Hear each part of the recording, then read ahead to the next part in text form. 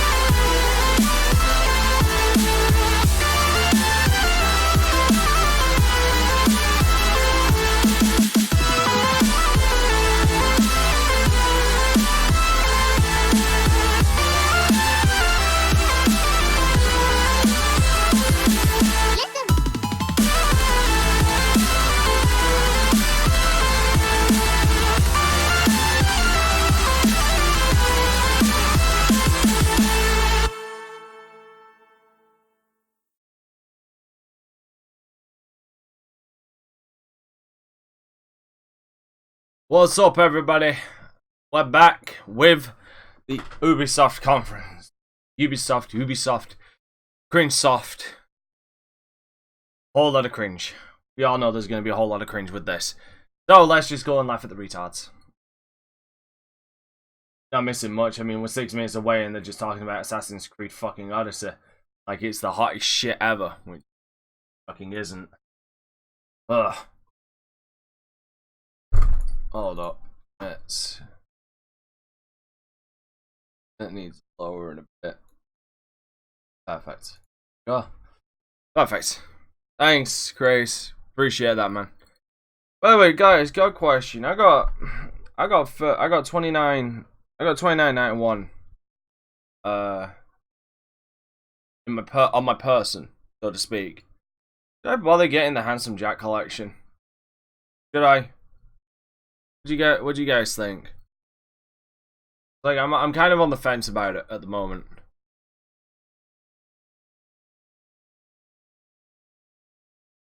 Also, I was actually kind of having it out with fucking D-Live. It's hilarious. I am not live when I'm turning that shit off, didn't I? Yeah, so they ain't gonna give me shit to now. Definitely ain't.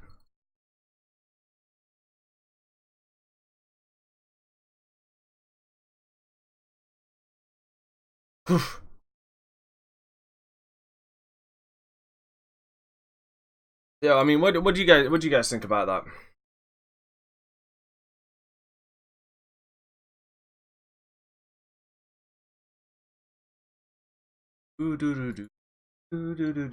I got the fucking Tetris theme now stuck in my head. I don't have PlayStation Plus. I don't bother. I don't bother anymore. I play multiplayer games on PC now. I don't bother with PlayStation Plus anymore. I haven't in like fucking 2.5, 3 years. It's just money that would literally be as useful burned. You know what I mean? Like seriously, with PlayStation Plus for me, the money's better off burned. It's just as useful, and it'd be the same result. It'd be money that would go nowhere. But at the moment, we just go, oh, for fuck's sake, balls up. God damn it, that's this fatigue getting to me, yo. That's the fatigue getting to me. God fucking damn it, that's the fatigue getting to me.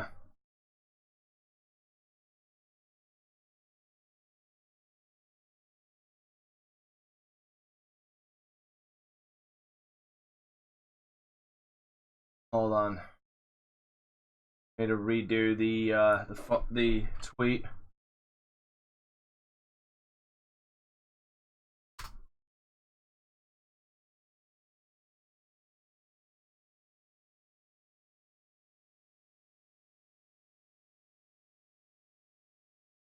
There we go. I fucked up there. The hashtags I put with my tweet and shit still said PC Gaming, didn't say Ubisoft or Ubi3. So I gotta let that go. Just gotta redo that and it's done.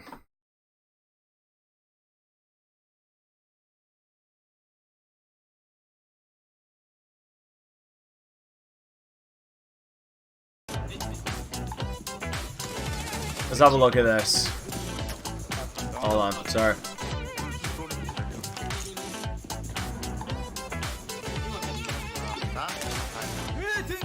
He just Pokeballed somebody.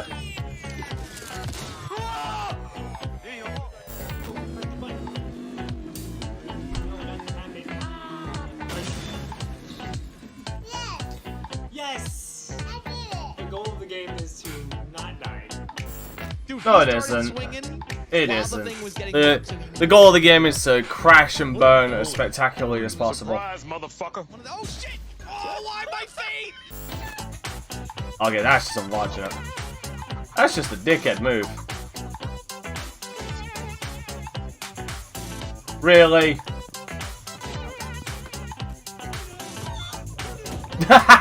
Okay, that's funny. I'll admit, that's funny. I think they had to invent Okay, a we're BSRB still. rating descriptor. Oh yeah, we're still 1 minute away. Okay, kicking the chicken with the C4 at the dude, then blowing it up. I'll admit, that was good. I'm clapping to that. That was genuinely funny.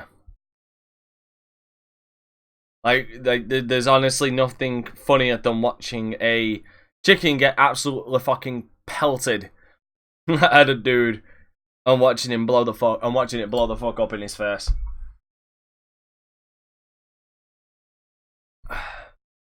So guys, I mean, we're all here for the cringe.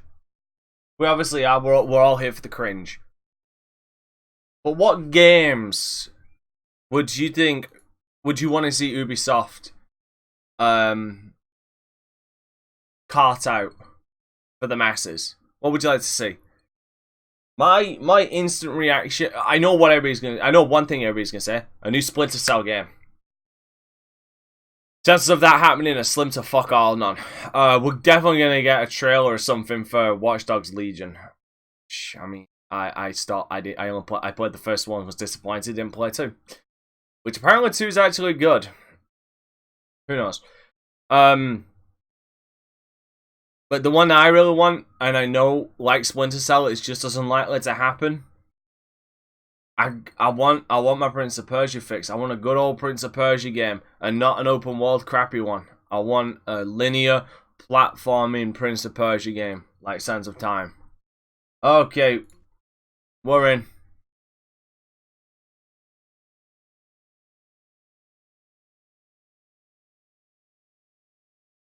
And they have no fucking audio. Ah, there we go.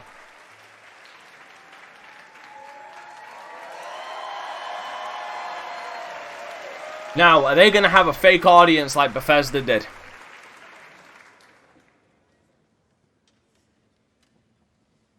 Assassin's Creed Symphony. Oh, no. No. Ubisoft's trying to be classy. No.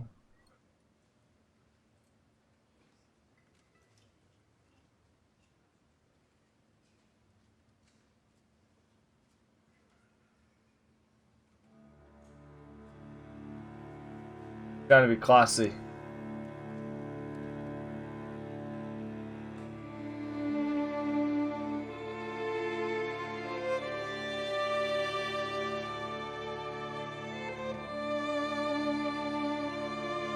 Then again, I will turn around and say this.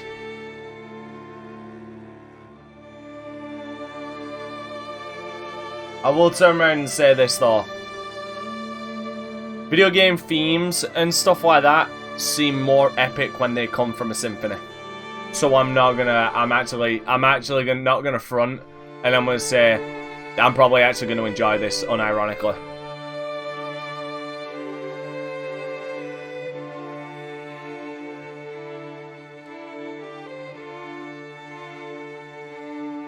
You know what I mean? I mean, God, listen to the Legend of Zelda. Listen to, you want to hear something even really surprisingly fucking beautiful to listen to? Try and find the Metroid themes done in done by an orchestra. They sound fucking beautiful.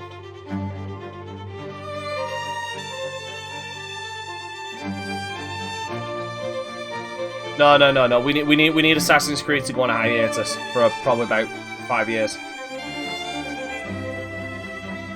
Make me happy and make it 10.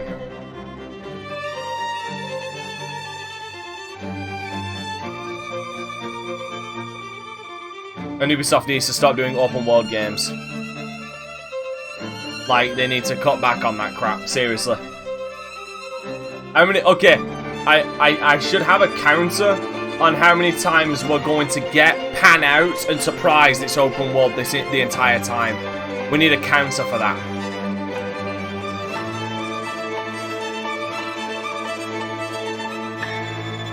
Like, seriously, that's every single fucking Ubisoft trailer.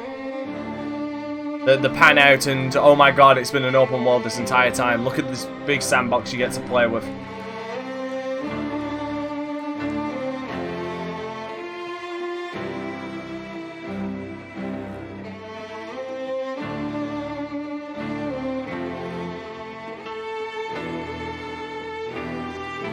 Yeah, you are easily impressed, Arizona. My thing with open world games is there's so much there's it's called oversaturation. We were talking about that with fucking four-player co-op shooters.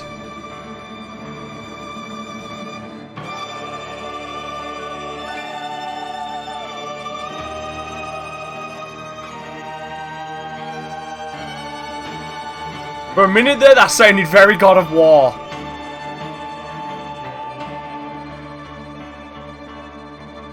Yeah, that's probably going to be the announcement. The Assassin's Creed fucking mega collection or something.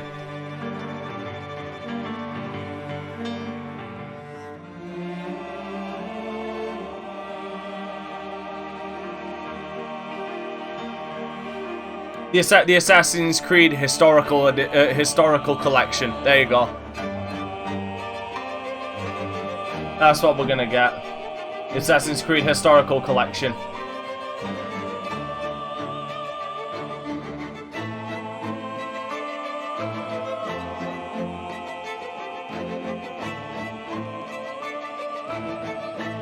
You'd want a more modern Assassin's Creed game.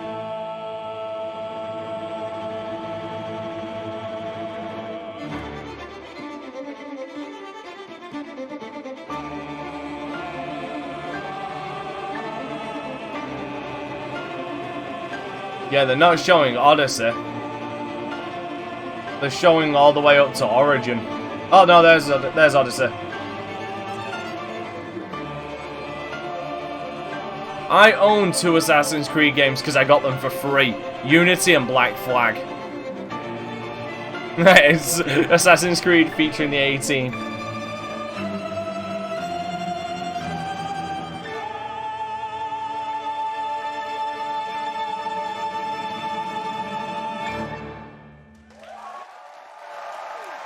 Yeah, not gonna front. It really does.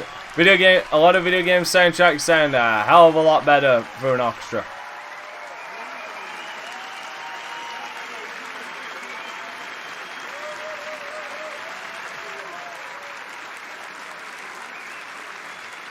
Yeah, I remember.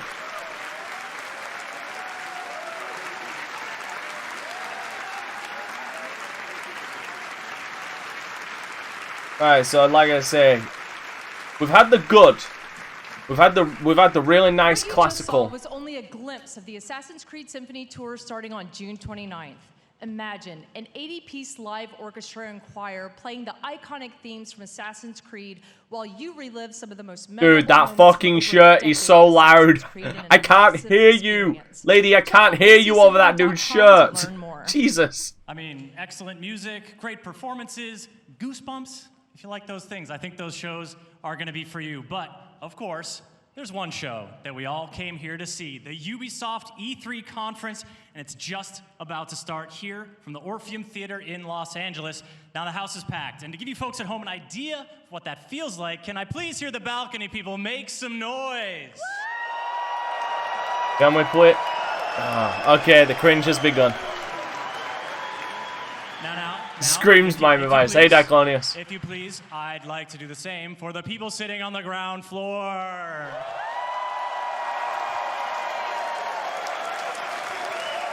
Hey guys, yeah, sorry there's no Let It Survive today. I mean, you can obviously see why. Folks, we hope you're feeling the same way there. From everyone at Ubisoft. Then we're gonna deal with a different kind of survive. Enjoy the show.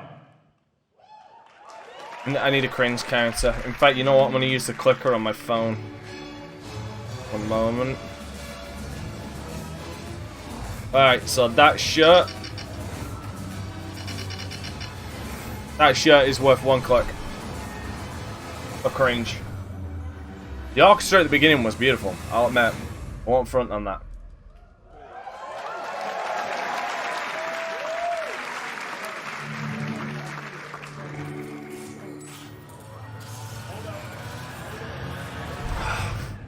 Watch Dogs Legion. London. Watch Dogs Greatest Legion. city in the world. Well, used to be. Now it's a right mess. The government's fucked off. Extremists are grabbing power. Maybe not, Organised actually. crime slicing up the boroughs. The war dogs are out. And freedom's a bloody No, joke. it is. It's... But this ain't their London. This is our London. And there's a new power growing.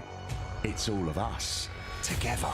So Watch Dogs Legion is going to be in the UK. One recruit at a time. What's my favourite operative up to this evening? And no, I never say that to the others. Scouting talent, Bagley. So gob shut, eyes peeled, yeah? I have no eyes, and if I did, I wouldn't peel them. Okay, can't front. I'm actually interested in this Watch Dogs because it's taking place in my own country. Holy shit. Arizona said he was easily amused. He was easily entertained. You put Bloody a... drones are everywhere, kicking our fucking teeth in lately. then I recommend you recruit someone who can deal with Dude, drones. no, the Getaway. Black Monday wasn't that good. The original Getaway was great. Dude, we need more games in England. Seriously. Right, easy. I'm complying. Like, seriously. Impressive skill set. Sure, but we need a drone expert, Raj, not a shit kicker. File that one away for later.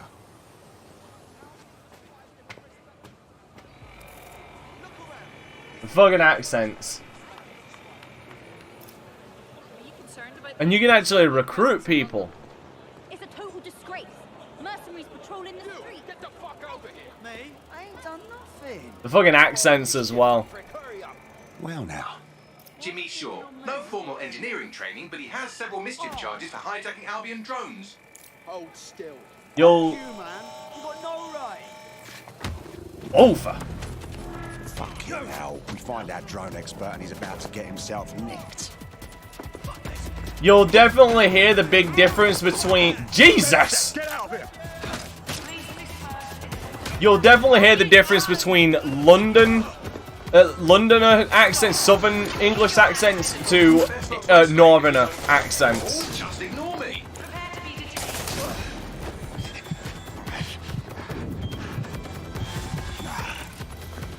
Not today. The fuck did he just cloak? That's gotta be a visual thing that you're cloaked to the drones. Several chase drones are converging on your position. No shit. A fucking black cab. You get, oh my god, you can get into a black taxi. That's fucking awesome. A bloody checkpoint. Oh, there's a checkpoint. Damn it, Ubisoft. How can you sell me on a game with one simple concept that is taking place in London?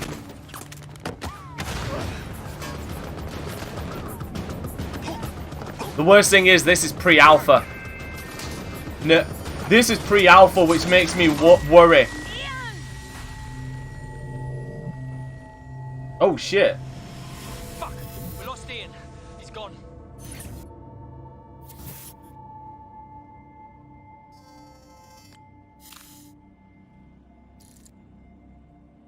And now we move on to another character. Lovely evening, isn't it? I used to feed the birds here. Now they're all bloody machines. Get used to it. In the long march of progress, everything dies eventually. Eventually, even you, Bagley, I'm sure. Now, there's my Helen. Speaking of death, you'll never guess what just happened to Ian. Oh, for God's sake, Bagley, a little respect. Then let's finish what he started. He was working on a new recruit, a drone expert. That's promising. What do we know about him? Albion scanned Jimmy. Well, just before this Ian is was interesting. killed. I should be able to predict his next move from that data. Unfortunately, his records are locked up tighter than your compression stockings. Jesus! But this case should be handled by the Met. The fuck? Albion's even taken over Scotland Yard. Complicates matters. And there's my way in. Okay, fair enough. You can play an old fucking... This is funny as hell. Okay. Okay, this game's kind of got me at the moment. This has kind of got me, I'm not gonna lie. They'll be on to me. My biggest worry... What the fuck?! What the fuck?! What the fuck?! Sleep tight. Granny's packing heat! What the fuck?! The files you stole indicate that Jimmy's gone to Camden Market. Let's get someone over there, Bagley. Chop, chop.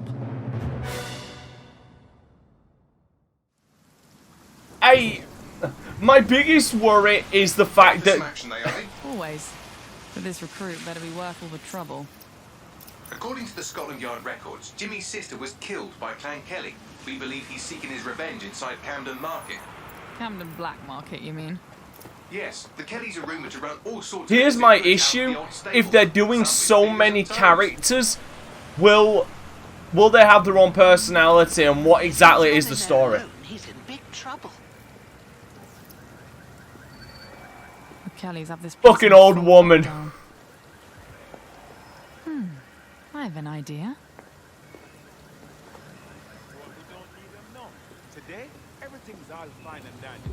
It's all Fucking old woman packing heat like that. That was fucking hilarious. we need to get shit back into fucking Like like I say, if there's gonna be God save the coin, damn right.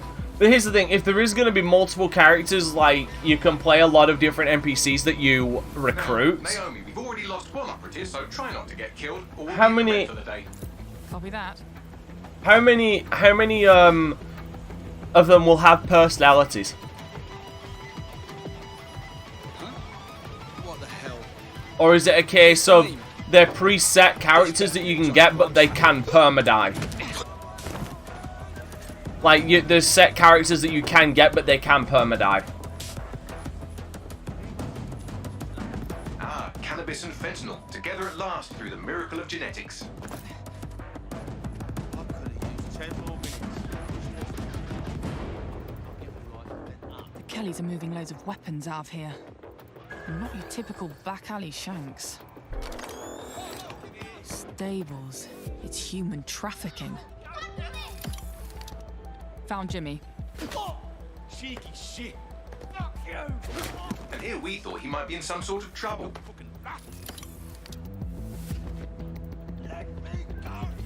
So, how are you going to get him out of there? Lots of hugs and kisses. What, that you can just recruit anybody? I don't think that's feasibly possible. I don't think that's feasibly possible, given the fact that they'd all have to have individual personalities to make it even interesting.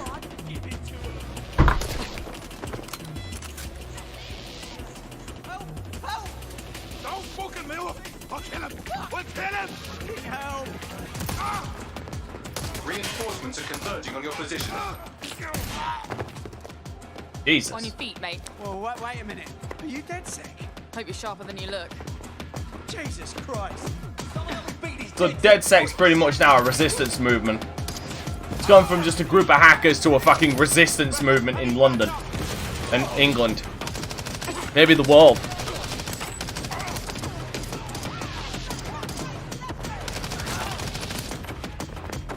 Like, it would be more immersive, but from a technical standpoint, I don't think that's what they're gonna go for. I think it is gonna be where you can recruit certain characters, and that's where they put all of the character development, but still, and but they can permanently die. Is that a G3? She's back in a fucking heckler car G3. That's actually the standard. I think that's the standard rifle, assault rifle used by British Armed Forces. Well, we showed those fucks, didn't we? We almost died out there tonight. Look, thanks for helping me, but I can handle myself. Right. You think you're better off alone. You think everyone else has given up and there's no one to trust. That's what they want you to think, and that's how they'll take us, one at a time. It doesn't have to be that way. Together, we can change things. Wait. What happened to that bloke who helped me? Dead. He didn't make it.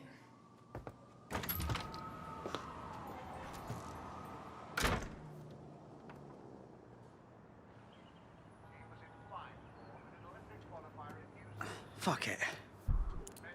He was there the entire morning? Jesus. Welcome to DedSec, James. Yeah. Okay, so where do I go to meet the rest Yeah, of the crew? it's preset characters. You don't need to go anywhere. Look around you. Everyone has a reason to fight, and DedSec is open to anyone. Playable characters are preset. Welcome to the Resistance.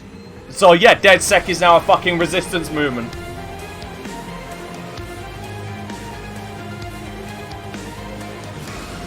Damn it! Watch Dogs 2 couldn't sell me. They've actually sold me.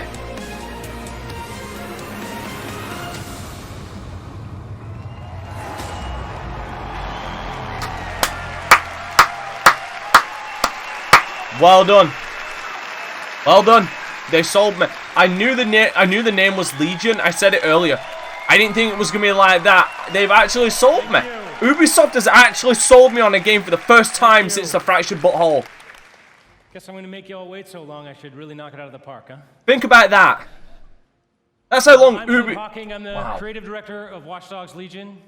That's insane. And for the past few years, the team and I have had the privilege to work on a game and an innovation that we are very... No, it is. Well, kind of, but they all... is set in London, one of the greatest cities in the world. Damn right. And it's had a massive influence on all of our culture for centuries.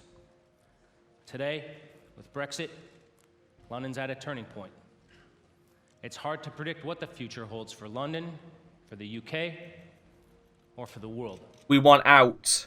But history Simple. has proven time and again that where London goes, all of us go together. In our near future, London is facing her downfall. The UK has become a surveillance state, and freedom has been replaced with fear. Oh shit, it's the Armed Thatcher drones patrol the regime streets, again. Deportation squads rip people from their homes, and Granddad is using crypto to buy a new kidney on the black market. But Londoners never surrender. Their resilience and determination is an inspiration to us all, and they are the heroes of our game. All of them. In Watch Dogs Legion, your mission is to build a popular resistance to fight back against the emergence of an authoritarian regime. This means you don't just play as one hero, but many. And in Watch Dogs Legion, you can recruit... I just hope they go too political with it. Like, way too realistic political. You know what I mean? That's my one worry with this now, with what he just said. In our game, every Londoner is fully simulated with a persistent life and relationships, and anyone from the entire population can be recruited into your team. Find them, profile them, hack into their lives, play their origin mission, and win them over to your cause. Anybody. The heroes you recruit are all unique characters with different backstories and personalities, fully voiced and animated, and they are the stars of your story. Every cinematic in the game will change, depending on whether you're playing a former MI5 action hero, a 70-year-old granny you saw feeding pigeons in the park, or anyone in between. However you want to play, whoever you want to be, Watch Dogs Legion lets you be that. You want to make a team of classic British spies? No problem. You want to be a crew of street-savvy kids from the council block? Do it. You want to go hipster, body mod, Afro-punk, gangsta? Awesome. The women of Bletchley Park? These ladies fucking invented hacking!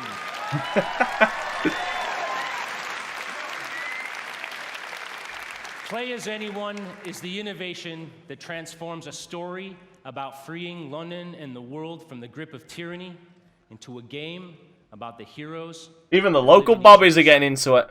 But can I be a black guy? Yes, right up there. You what? There was one there. It's a job for everyone. So on behalf of the Watch Dogs Legion's team here and around the world, I hope to see you on the booth. Thank you for your time. You've just missed Watch Dogs Legion fire.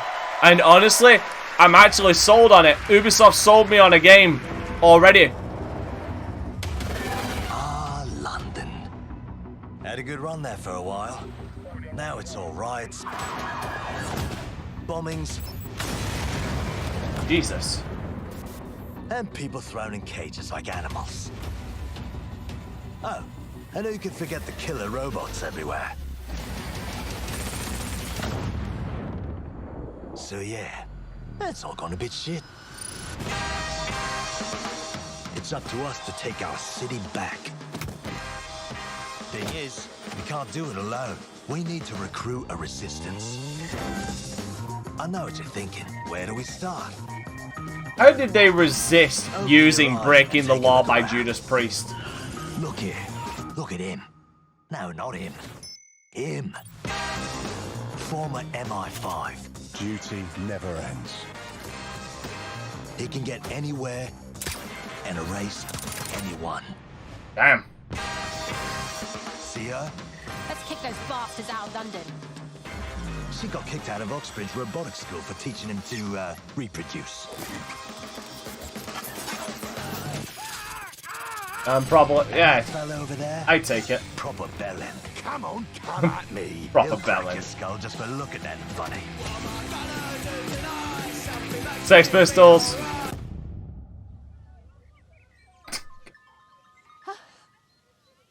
This had better be fucking good. And allow me to introduce you to the deadliest of the lot. She's not old. She's experienced. Jesus! She's back in the Desert Eagle! Recruit anyone, and I mean bloody anyone. Him, her, everyone is a secret weapon. Find them, recruit them, build the resistance. I won't lie, I am actually sold on this. I'm sold on this game.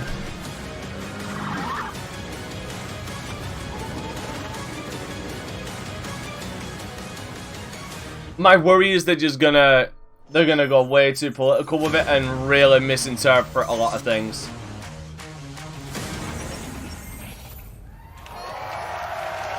March 6th, so basically just under a year from now. Prepare for your downgrades, ladies and gentlemen. Prepare for your downgrades.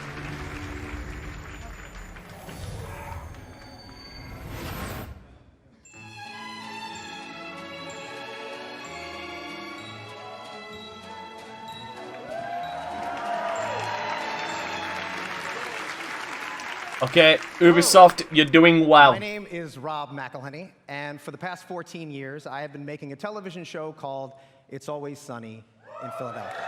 Oh, is it? Thank you. But I am here's the thing, gamer.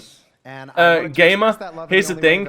This is the first game that Ubisoft has done since the Fractured Butthole that I've said that I will buy. Like that I've been excited for. So last year, I called the funniest people that I knew: Charlie Day, Megan Gans, and David Hornsby, all executive producers on Sunny.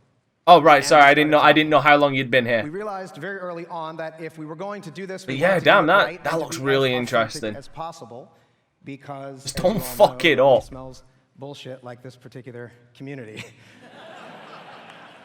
So we did the right thing. We partnered with Ubisoft, and away we went. It has been an incredible experience working with one of the biggest and best game developers in the world to inspire us, because our show takes place in the fictional studio that created the biggest MMORPG in the world, Mythic Quest. Okay. And we meet them on the cusp of releasing their biggest expansion yet, Mythic Quest: Raven's Banquet. The show follows the team of devs as they navigate the challenges of running their game while dealing with the difficulties of modern office comedy gaming coming. Hey, if it's a good comedy game, South Park did it good. Yet they grind it out day after day for the love of the game. And at the head of that team is my character, creative director, Ian Grimm. Like... God damn it. Like most creative directors, he's gifted, driven, and tirelessly dedicated to his game. And like most of the creative directors that I've met, he has an ego the size of a city bus. I'm going to get my ass kicked backstage because there's a lot of creative directors here. Joking aside, it is clear that those creative directors and the thousands of people who work on it's a game making simulator into them. They recognize that they have a tremendous opportunity. Dude, this guy's actually funny. That they must do everything shocking. in their Ubisoft power seems to have ensure learned. that the games are nothing short of the best that they can make, because that is what we're literally at one cringe right now, and it's that fucking shirt. I promise you that in making this show, we took the same approach. So without further ado, here is a brief look into our upcoming TV series for Apple TV Plus, Mythic Quest: Raven's Banquet. Oh, so they're actually making a TV show off of based off of an MMO. What is Mythic Quest? I can't be mad at that. Some may say it's just a video game. When it first debuted, MQ was hailed as a masterpiece. Now played in 20 different countries on 6 continents. I can't be mad at it for the simple reason. He didn't introduce it with massive cringe. It was actually funny. He was actually funny and sincere about it. So I can't add the fact that they're showing a TV show to cringe. Of one man, creative director Ian Grimm. When we think about cultural touchstones, we think E.T., Star Wars, Avatar, and yet our industry dwarfs the traditional entertainment business. So when we think I should say, look, no, she left. She left Ubisoft. She doesn't do it anymore. True indeed. And when we think of visionary world-building artists, instead of just Spielberg, Lucas, and Cameron... Okay, what I kind of find hilarious about this is he's taking itself so seriously that it's almost fucking parody. This is... I gotta stop. What is this?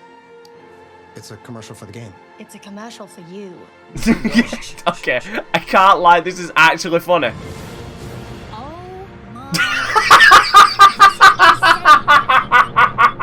I think it's brilliant. Oh shit! Okay, whoever they fired the last team, they had to have fired the last team and got someone on and hired funny writers. They had to. I think Ubisoft actually fucking listened. Do not fuck this up. You are actually on a roll here. Hey there, my name is Parker Intero Mackay, esports caster for Rainbow Six Siege. There are so many exciting things to come in Year 4. In-game events, map updates to Siege, playlist updates, a roster of 52 unique operators, and of course, a thriving esports scene. Starting tomorrow, you'll be able to enjoy our 13th season, Operation Phantom Sight. Jesus, 13 fucking seasons of Siege. Rainbow, Nook, and Warden. I'm not gonna lie, I'm not the biggest Siege player. I do play it on occasion, but Little Yachty and some of your favorite Twitch streamers for the Twitch Rivals. But my respect that it's been alive for 13 seasons. Thank you, everyone, and have a great E3. Like serious? No, that's Wildlands. Not Wildlands. It's Ghost Recon. All right, let's see what the new season is.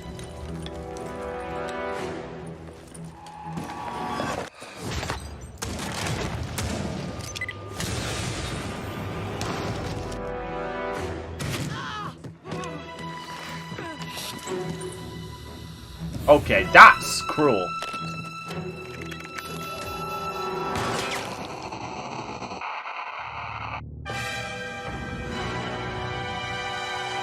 Bryan Cranston?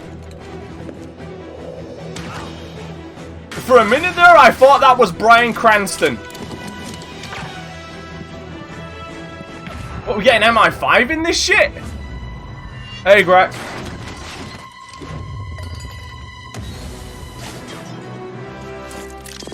Holy shit, we're getting MI5. It's not James Bond.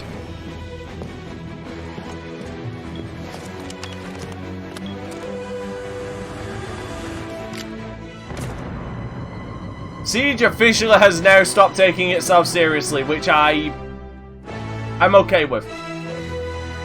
Colin Mockery. McKinley, sorry.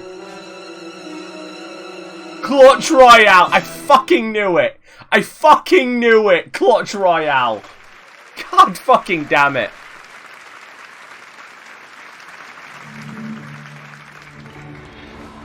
Is that cringe? Is that cringe? Because I kind of find it funny that they stop giving a shit. Come on. Oh, no! Again? Yeah, that's what you get when you take on the Brawlhalla Master. These things are whack! 1v1 me, bro. For real! Yeah. I'll toast your buns again, sure. Want to choose a different character? Yeah! I choose me! Hey, Marty. I'm so ready for the new operative. It wasn't bad. Not Rick and Morty, fuck's sake. Adventure Time. My bad. Don't fucking judge me. I got it wrong. It's Adventure Time. Oh, my burrito. Oh, we're getting an Adventure Time fucking game? It's those guys from the game.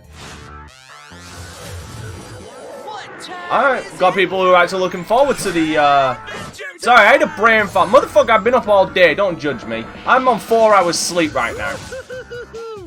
I'm on 4 hours sleep. It's 9:30 and I've been up and I've had 4 hours sleep from 4 to 8.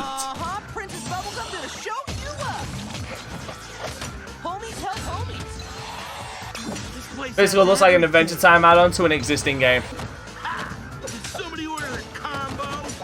Apparently, this is an already existing game. 25 million players! Dude, that's almost 25.5 million. Oh snap! Look out! Bacon pancakes, making bacon pancakes. Wow, Greg loves Adventure Time. Fair enough. Oh no, they're DLC. Yeah, Brawlhalla. Brawlhalla. Yeah. So it's DLC. We've had one cringe and it's one dude's shirt. They're on a fucking roll right now. Now we're getting Ghost Recon. We're getting the new Ghost Recon.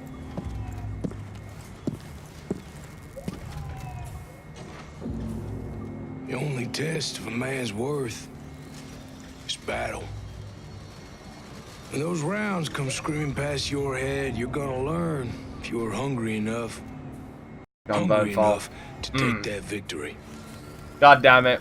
He went from the Punisher to this, and I'm so happy he's still getting good work. With the soldiers I'm so upset that the Punisher got cancelled. Ghosts. And you better believe that they are hungry too. Once upon a time, some of these ghosts, they may have been your friends. And there is brotherhood. But then there is what the world needs. These ghosts, they are the past. They still serve the machine that we left behind. And right now, for the future, the world needs us. Apparently Breakpoint is going to be different. I'm honored to be here with you tonight. And as you head into battle, with that mean look in your eye and those bad intentions in your mind, remember this. You are the few with the courage to make history. Now, is it me or has his character model had a downgrade? You will be on a battlefield full of ghosts, but only you have that hunger. That hunger that makes you wolves. Is it me or as his it might be an engine, maybe, yeah. Maybe. You might be right.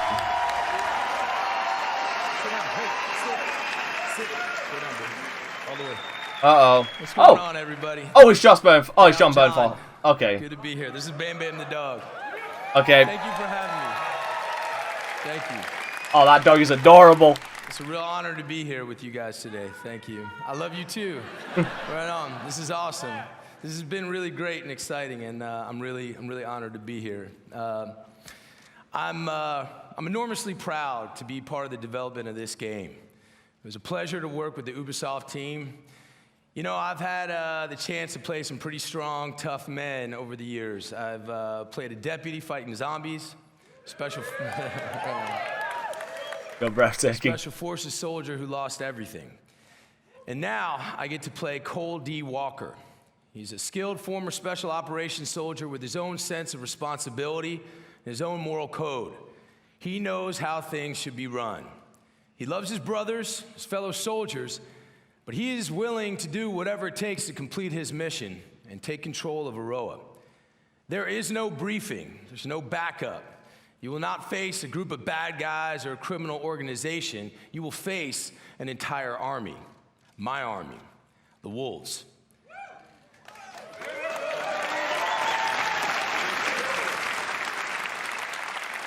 We've got the numbers, we've got the organization, and remember, we trained alongside you. The weaponry of a fully operational special ops detachment. Trust me, there's an unparalleled arsenal of high-tech weapons in Aroa. So if you think you have what it takes, strap on your boots, and you get ready to take on the Wolves, and take on me. I need gameplay. We'll be waiting.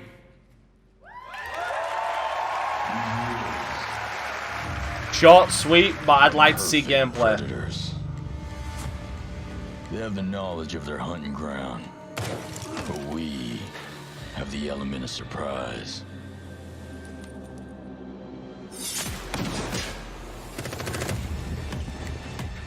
They have the technology,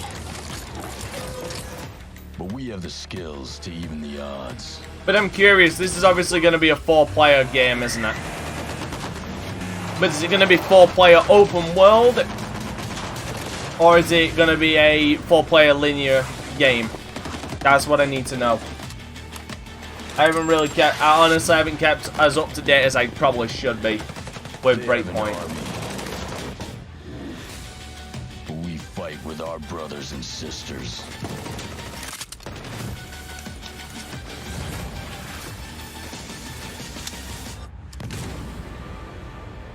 They are hungry, but we are enraged.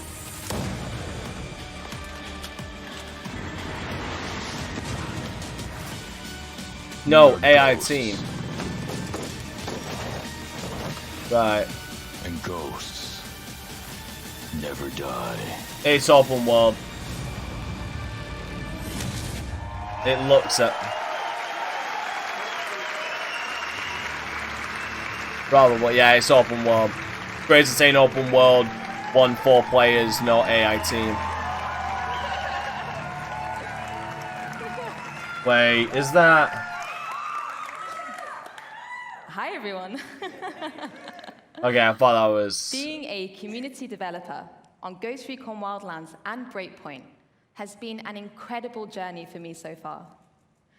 When we first announced the game, you were very excited.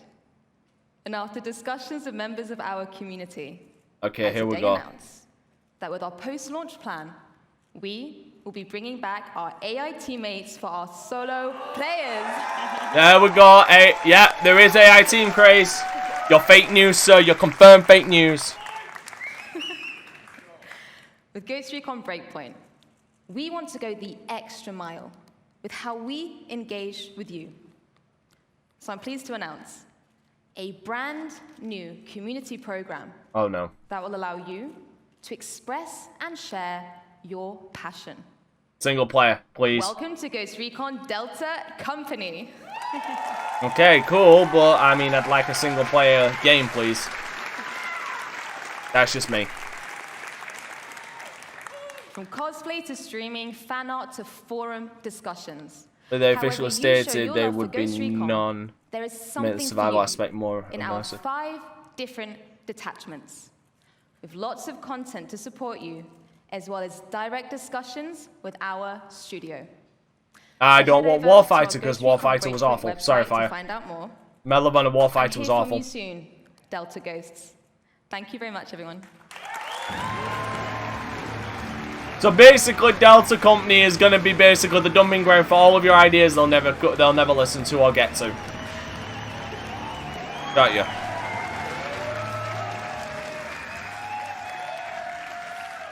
Thank you, Laura. Hello, everyone. If they're gonna if they're gonna announce more Wildlands stuff, then this has gotta be. Has always taken great pride from your passion for our games. If they're gonna announce more Wildlands stuff, then is what pushes us to deliver. Then Breakpoint's got to be a standalone out there. Game. Behind enemy lines, you will be fighting the most dangerous enemies the Ghosts have ever faced. No, it Constantly isn't. testing your survival skills. Yes, we can't wait to welcome you in Ghost Recon Breakpoint on October 4th. October 4th. And 1 month before that, our beta will be live on September 5th. So basically, what Breakpoint is Breakpoint's gonna be is basically Wildlands 2. September 5th. You can register on our website right now for a chance to participate. Ghost Recon Breakpoint will be live for years to come. Yeah. We got your back. So Breakpoint is basically Wildlands 2. It's an open world 4-player online game, basically. New content, free updates, and many surprises inspired by our community. Well, they've just said that that it'll be for years to come and stuff like that, meaning that it is going to be essentially. It seems like it's going to be very much the same idea as Wildlands, just a different story. Like, you know what I mean? Terminator.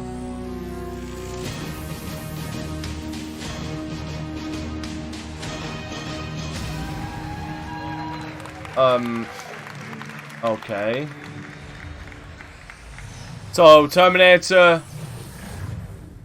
So Terminator is going to be in Breakpoint. Survive your breakpoint? Terminator. All right. I don't know. See you all out there. Have a good one. Yeah, Terminator DLC. God damn it.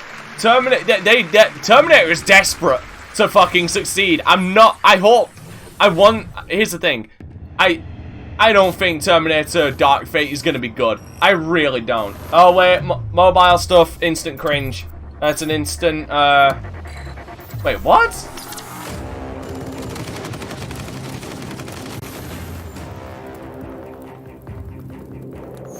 Megan, a dauntless and daring agent. She's all in, all out, always. I'm confused by... Counterterrorism and rescue veteran. His best offense is his defense. Nomad, covert special ops team leader. What is this? On the battlefield. What is this? Just like a... Ubisoft Heroes Unite? Highly skilled defending operator. Lightly armed. Massively effective. Sam Fisher. Avengers Infinity War. The greatest, one of the most ambitious crossovers ever devised. Ubisoft gave it a good try. Chaos strikes. Rally the specialists. It's a mobile game, so does this get a cringe?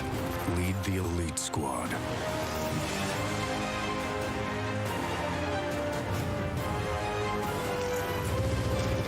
Tom Clancy's Elite Squad, basically. Register now. We got a question. Like I say, this is mobile, so does it? Yeah, okay, it's on. 2 cringe. 2 cringe. They're doing well. Only 2 cringe.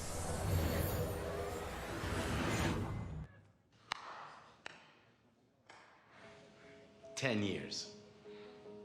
10 years. That's a lot of dancing. Just Dance. I know, but think. Just Dance. This is immediate 5. Done. It's not for us, or for you, or you. It's for them, the players. 1, 2, 3, 4, 5. And Silvio and his girlfriend got married. We danced, and our friend Jaden Rodriguez danced for millions. We're now up to 7 cringe because Just Dance gets an immediate 5 cringe plus. Do you remember Carrie? Yes, of course we do, because we were with her. Right. Yes, dance is why we exist. And I know we're gonna have much more of these moments because dance is a force. It's transcendent. It unites. The fall was sudden for this conference. That's why Just Dance is more than just dance. Doing well, Boom Crash. And get ready for what's next. Yeah. God, that's an immediate extra 10 cringe.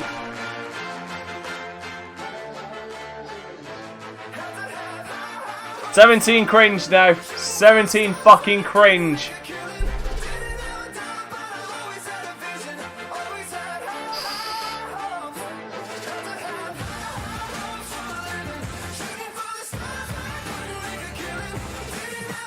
No, that's 10 cringe. We're at 17 now. 5 cringe for the video, 10 cringe because they came the fuck out. 5 for being on screen. They were doing okay. Yeah, they were. Take these seeds into the bathroom, and I'm gonna need you to put them way up inside your butthole, Morty. My butt. Put them way up inside there, as far as they can fit. Oh, jeez, Rick. Damn it, Nido.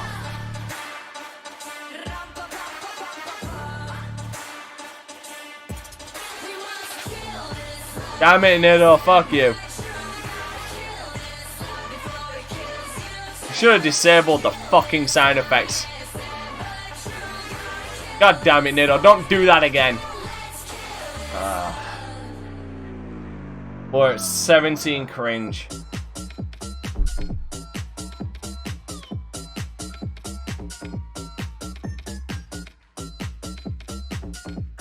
Sorry, the headphones are going off until this is fucking finished.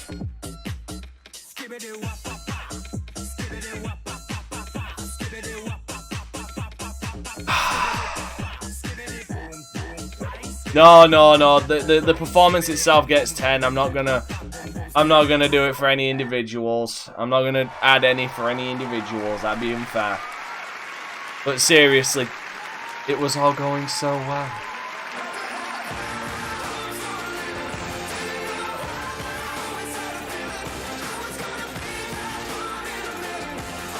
No, I will not celebrate 10 years of it.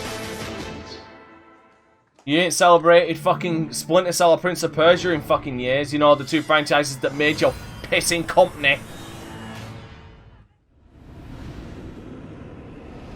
Oh, For Honor.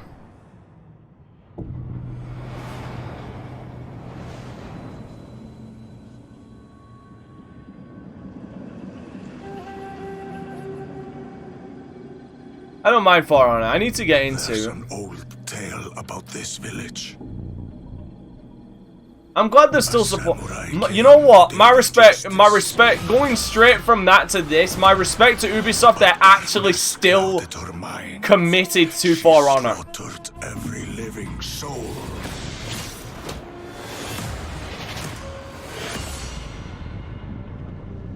And became the spirits of death. Years later, we hunted the samurai. You know what I mean? Like the fact that they're still doing this, principally. We didn't believe the old tale. Not until a horror came. Oh, fuck Just Dance. Spirits hungered for our souls.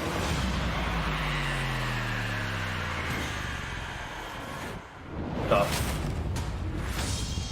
Interesting.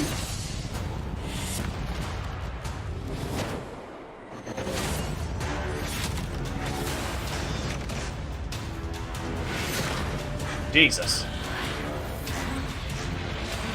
Yeah, we do. We need a few new games from old franchises. The spirit of death. And she's brought a curse that will doom us all.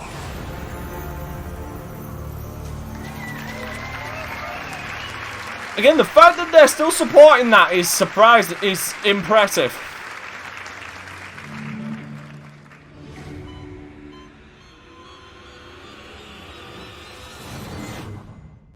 Oh, the Division. Division 2 updates, ladies and gentlemen. I think. Well, there's orange, so... Or could this be a new game from Ubisoft, which would be fucking incredible?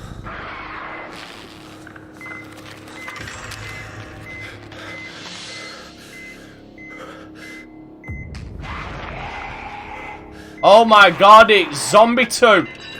It's Zombie U2.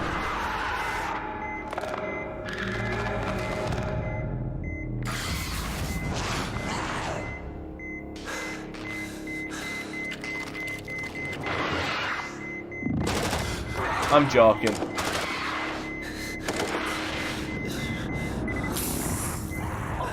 There he is. We found him.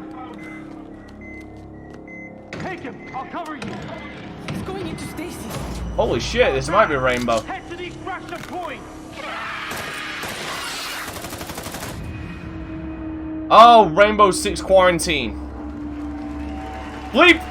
Fucking hell! Come on! Free player tactical.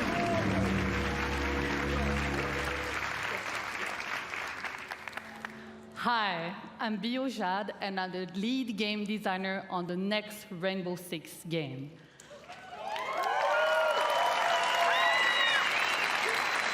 It's called Tom Clancy's Rainbow Six Quarantine. Clearly, no solo for me. Of a new team in Ubisoft Montreal. And some motherfuckers wonder why I play a lot of PlayStation co-op experience when it comes to my single player shit. On the foundations of because they actually give me single player shit. Shooters of this generation. God damn it. Siege is to the PvP shooter genre. We will be to PvE co-op. PvP to PV. The fuck. Quarantine will test your tactical skills and survival instincts, holding you and your operation. Now, some people will question why I am not cringing that hair. Because I'm the asshole that once promised that if I get over a certain amount in donations, I would fucking dye my fucking hair bright red. Red. So, I mean, I can't cringe that because I'd be a hypocrite. Everything, every time you step into quarantine. Stay tuned and start prepping for your next deployment. I can't wait to show you more and have a great E3. The thing that ends up trending was just Dance 2012 listed the Wii U as a console it's releasing on. Ah, now we're on the Division 2.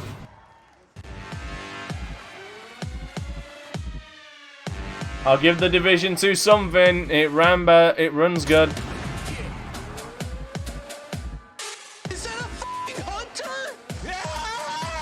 God, Mom! I'm playing video games! That gets a cringe from me. That's a personal cringe from me.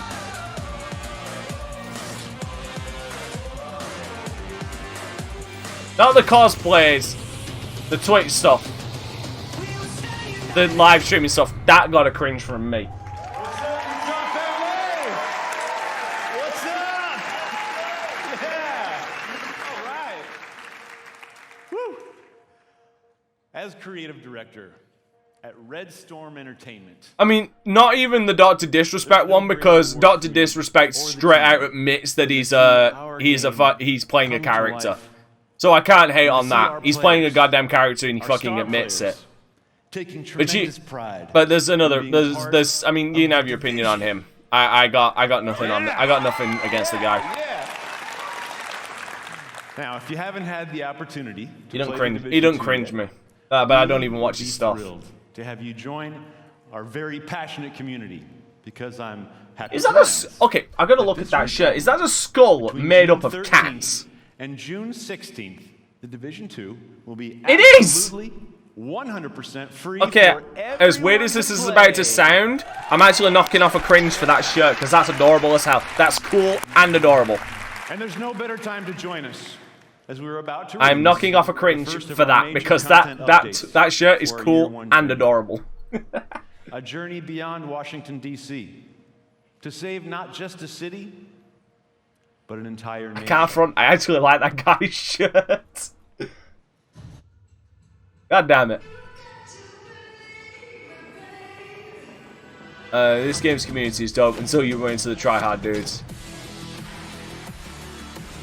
Alright, Nido.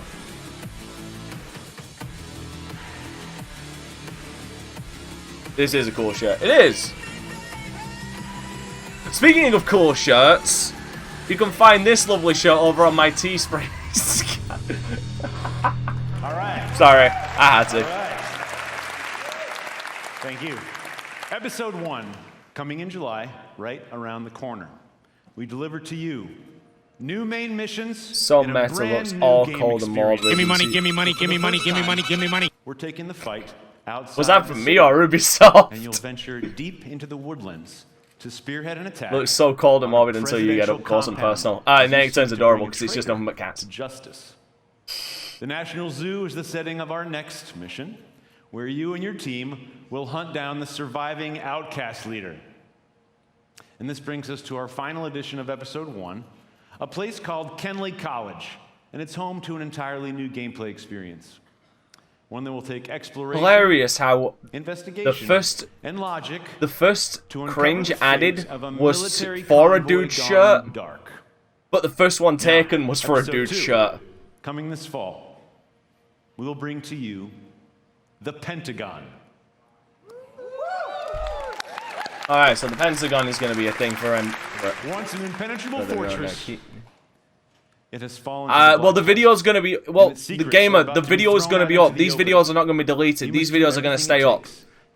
No matter how many claims they get, these are going to stay up. So you can just rewatch and pick up from where you were. You face in Episode 2. I'm very excited to tell you that our second raid will be coming this fall, bringing back intense 8-player action. Yeah. Well, you know why, Lotus? Because Ubisoft, for all of their faults, know what the fuck they're doing for the most part. That's why, Lotus. Now, it's the same, by the way, gamer, it's the same with the Square Enix one. It's going to remain up. What if rebirth was not about bringing the world as we know it back to life, but the opposite? One man holds that power, and humanity itself is at stake. The President of the United States. It's time to engage in a manhunt.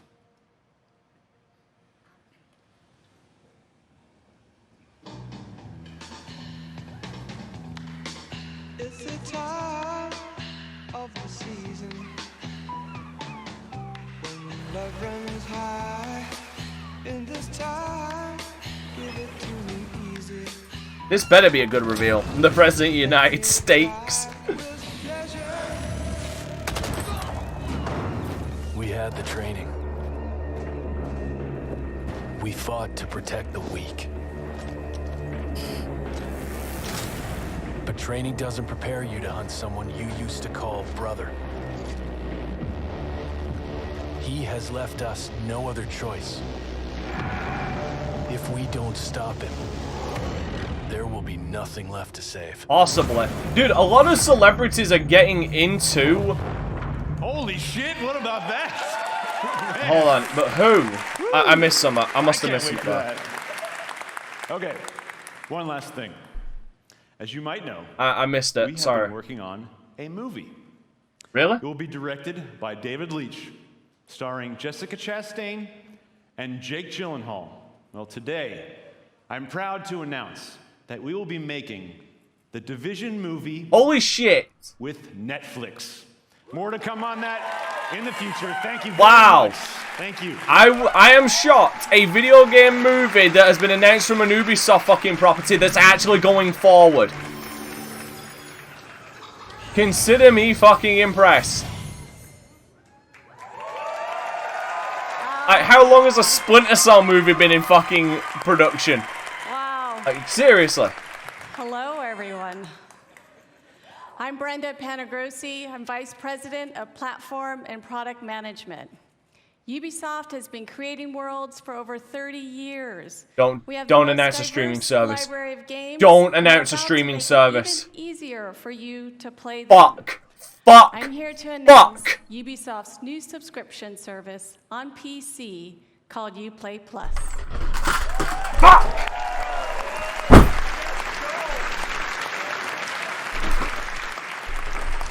You'll get earliest available access to new games, including the premium editions with all their additional content.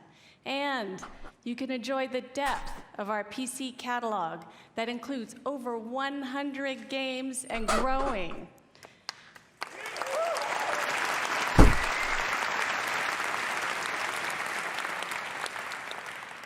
Uplay Plus will be $14.99 a month. If you sign up today, we'll enable free access for you in September at launch.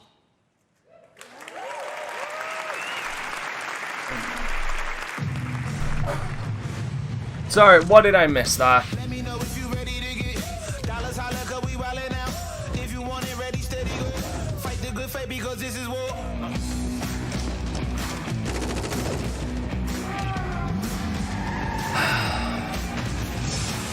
Born for greatness, man. Born for greatness, man. Born for greatness, man. Let me know if you ready to get dollars, holla, 'cause we wildin' out. If you with it, ready, steady, go. Fight the good fight because this is war. This is war. This is war. That gets 50 cringe from me.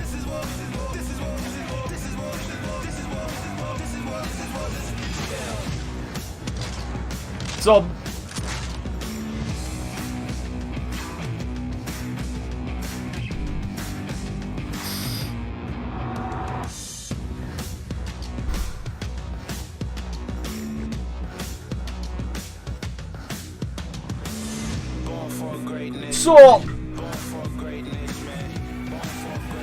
you know what I said yesterday when I turned around and said, you know what I said the other day that at the Microsoft one, that the games industry is slowly moving towards subscription-based services to fuck over the gaming community, to milk more money out of us, so that, right? And people were calling me fucking crazy, and then id Software announced that they were creating a fucking engine to make sure that the internet would go down less, to make it easier. And then I said that, and people called me fucking crazy, because it's clear now that the games industry as a whole is working towards milking every single fucking money out of us. Because I guarantee you, all these games are also gonna have microtransactions and loot boxes, so long as that fucking bill doesn't go through and ban them. Seriously, we are allowing this.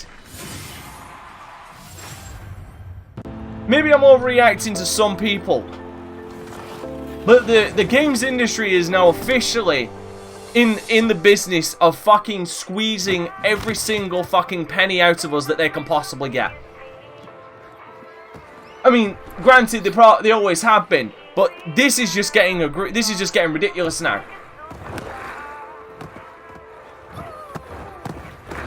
And because of that added 50 cringe, so now we're at 67.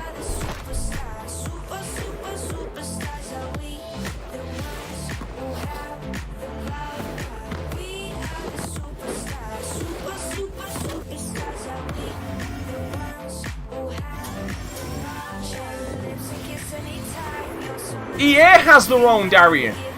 EA has their own subscription crap.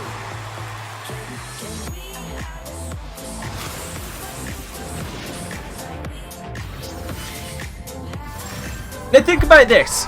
Think about this. I don't know what this is. I honestly don't care. Think about this. Now that everybody has their own subscription service, how long until they start exclusively putting their own shit on their subscription services, where you'll have to buy an Ubisoft subscription, a Microsoft subscription, an EA subscription to play the games? How long until that happens? We're very clear. We wanted to create something new. We wanted Think about to that. capture the intangible excitement of players preparing for the big game, the hype of team play and competition, along with the craziness of high-speed racing. So we started working on Roller Champions, a skill-based team PvP sports game that is as fun to watch as it is to play. A game in which you, the player, can create your own story. That is what's going to happen. But right now I know how it looks. We showed you a trailer, and I got on stage starting my little speech. I don't know. It's I think all maybe. well and good, but when will you ever? Because you get gotta to remember, Craze. How about today? Is with Stadia, you have to pay the $10 a month on top of paying full price for games on Stadia. That's right. When we're done here, I want you to head over to Uplay on your But the problem is, Arizona, the biggest problem is, we're going to accept it. That's what's going to happen. The people who speak out are going to get fucked over because the masses are going to just get suckered into this shit. Because, you know, apparently there's a convenience, and then it just snowballs and gets even worse and worse. And then we're left thinking, and then those people are thinking, oh shit, we didn't see this coming. And the people who didn't subscribe to this kind of crap are sat there thinking, motherfuckers, we've been telling you since the goddamn beginning. Put your skates on, see you in the arena. That's what's gonna fucking happen.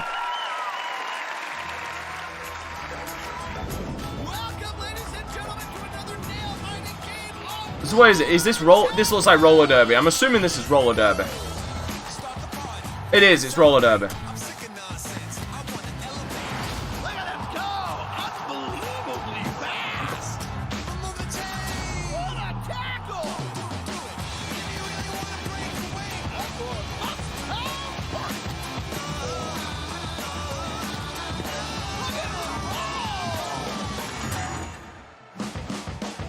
It's extreme roller derby. It's extreme roller derby.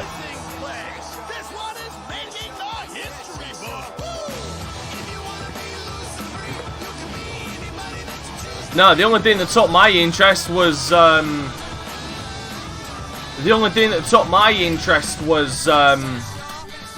fucking Watch Dogs Legion.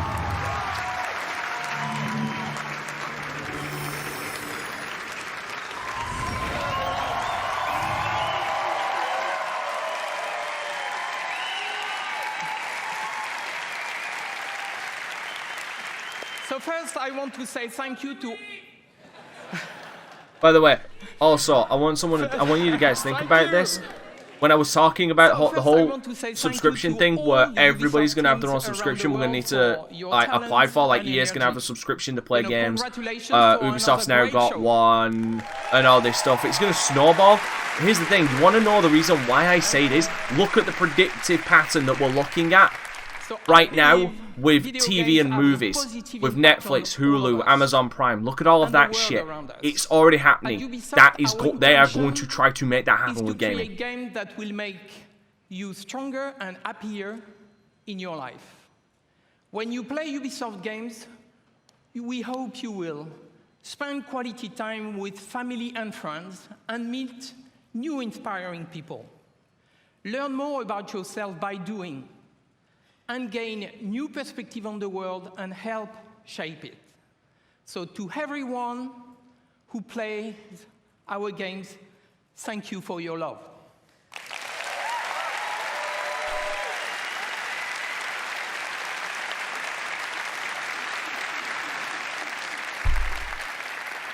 You push us to always do better and go further. So now, I'm very proud to announce a new project from an exceptional team in Quebec City. Please give a warm applause to Marc-Alexis Côté, who is coming to show you a sneak peek of his game. I don't know what after the Uplay shit. What else have I got to say? Like seriously, what have I got to say now? What can I say? Everybody. Over the last 10 years, I've had the chance to be part of an incredible team that has always pushed the limits of Assassin's Creed and shown us different periods of our past. Oh, God. But our imagination has always been bound to the reality of the history books. These past 4 years, our minds have lingered on a different aspect of our history, mythology. The stories of the ancient gods and their misadventures. If that background is anything to go on, I'm not going to be interested. Storytellers and audiences. But if it's Assassin's Creed, I'm probably not going to be interested anyway. Tales that we still know and love today. Now, these stories have shaped our dreams, inspiring us to build something new, something that transcends the limits that we have always set upon ourselves. Today, I am very proud to have the chance to show you a glimpse, to show you a teaser of this brand new game that we've been But we already have Ancient Gods in Assassin's Creed. It. Yeah, Thank you, and have a Origins. Great E3. Fucking Anubis and shits in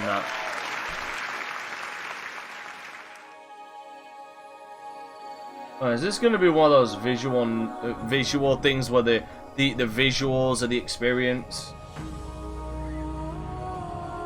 Hear the feelings. Need help.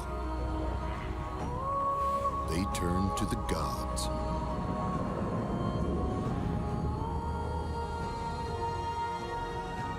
When gods need help, it's Ico! To you. Oh no, it isn't. I thought it was Ico for a sec. From the back it did.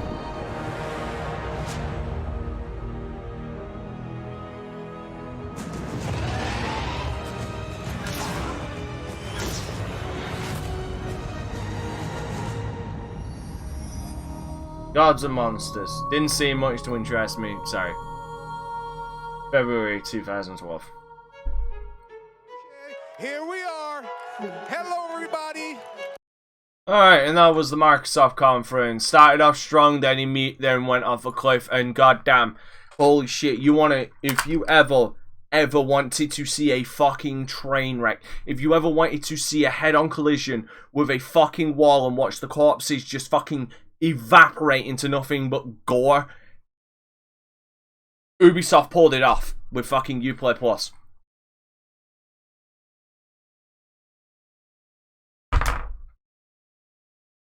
I'm sorry, am I crazy? Like, legit, guys, no kiss ass in legit answers from this. Am I crazy or paranoid by thinking that with Stadia coming out, with xCloud possibly being a streaming service from Microsoft servers that's going to have a subscription to it because we don't have a number to it. We don't have an amount for what Project xCloud is going to be. With EA Access being a thing, with now Ubisoft Plus now being a thing, and with id Tech now having an engine, no Splinter Cell, and with id Tech now having an engine that can, you know, apparently run streaming games a lot more effectively.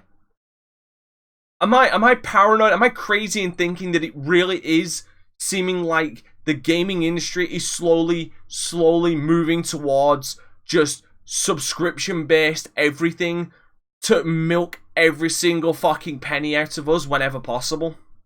Am I just paranoid on that?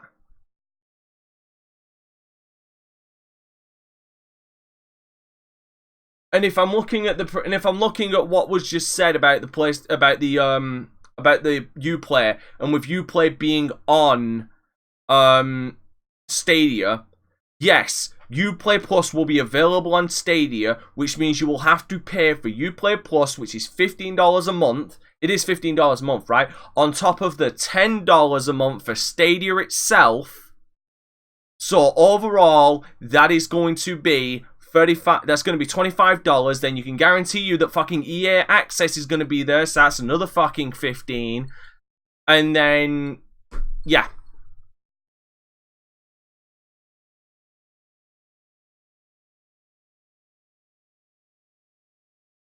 Like, that's just the way it all seems to be fucking going right now.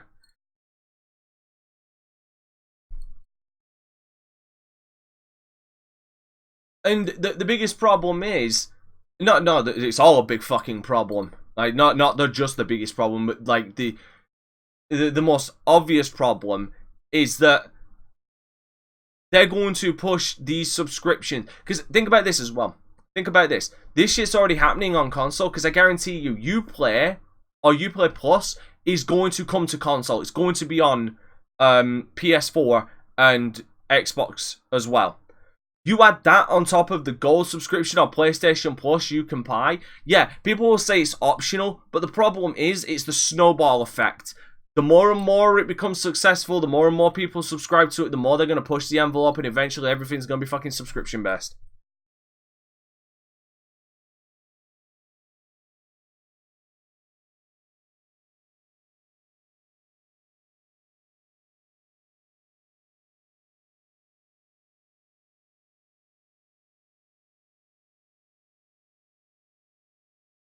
But that's the thing, Fire, you don't even need to...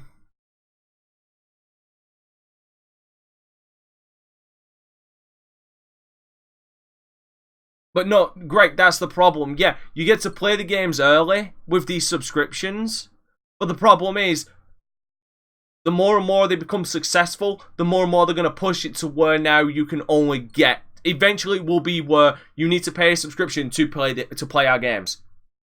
That's what it's going to come down to.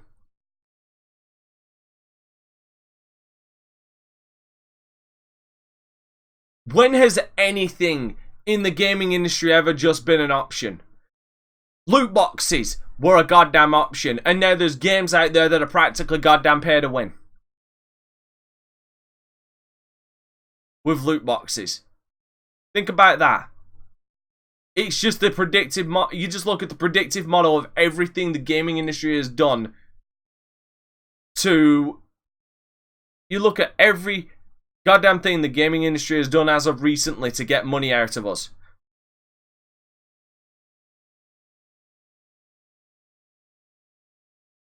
And if you... But that's the thing, Craze. That's the thing. How many MMOs can you think of that have monthly subscriptions now?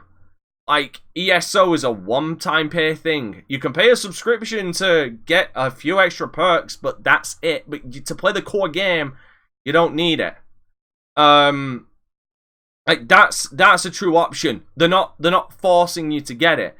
Eventually, this kind of stuff, all of these subscription things that are being rolled out, they will force you. Because here's the thing, like I said, eventually they will do it.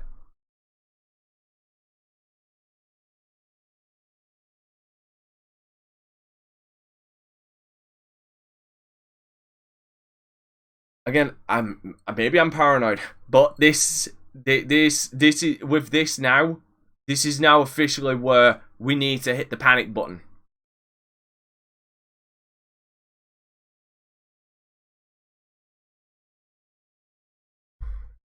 This is where I turn around and say we need to officially now hit the panic button.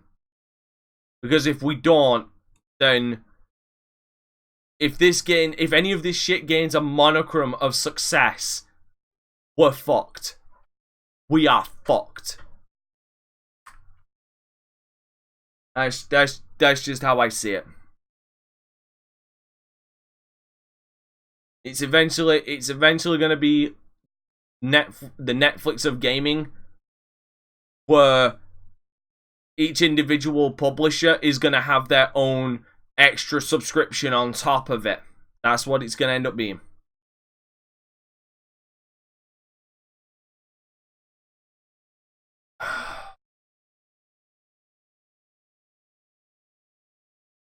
God damn it. This E3 has oof.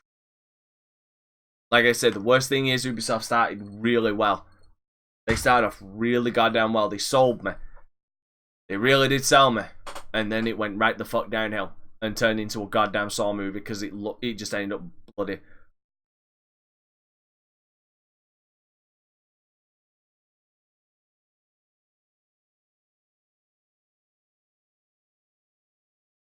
And now Greg is starting to fall down that rabbit hole. Greg is now starting to fall down that rabbit hole that I have, and he's now starting to really realize why all of this shit has me so goddamn paranoid.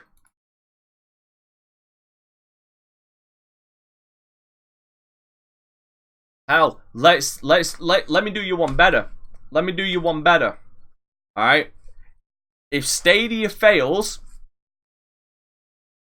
all of the time and progress and all the shit that people have put into their games on Stadia, that's gone. That's gone. Same argument may be able to be made for Steam, but the big thing with Steam is almost too big to fail. And plus, I honestly do believe that if Steam did fail, that someone would come along and buy the infrastructure to keep it going. No one will come along and buy Stadia if Stadia fails.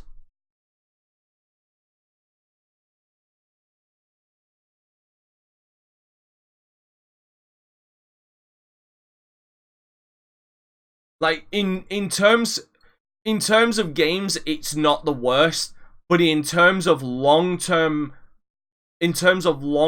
problems and possible damage to the gaming industry as a whole, yes, this is the worst.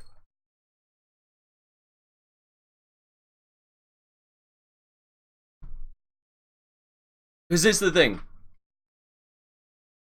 The argument can be made. Like I said, I will concede this point before anybody can like jump on me for this.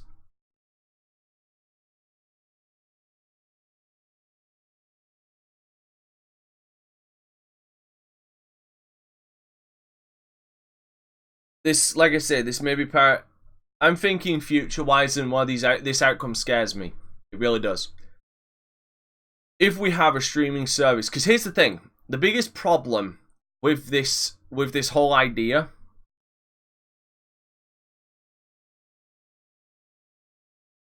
is the problem.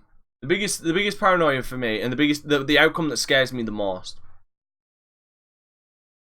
is there is no way a streaming service will work on okay, you know what, let me lay it out for you. Let's actually go with currently the TV show kind of format streaming services that we've got right now, and let's use that in game. Let's use that for games, right? Say 10 years from now, there's no console. It's one singular thing. It's something like the Stadia, okay? Here's the problem with that.